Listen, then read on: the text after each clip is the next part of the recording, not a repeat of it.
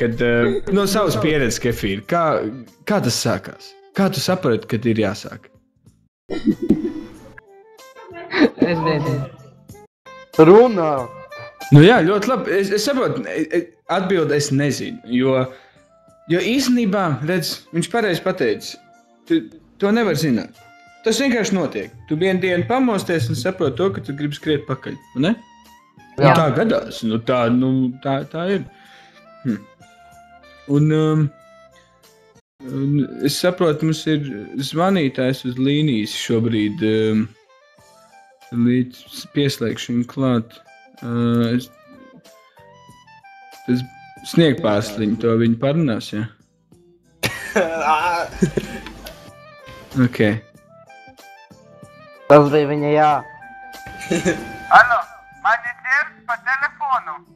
Es te zvanu iz Reizeknes manī. Allo. Man te tāds jautājums, es te sniegpārsliņai.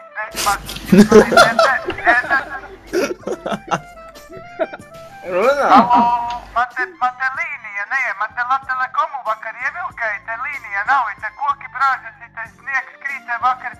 Oi, te jautājums, te sniegpārsliņai pa to, ka...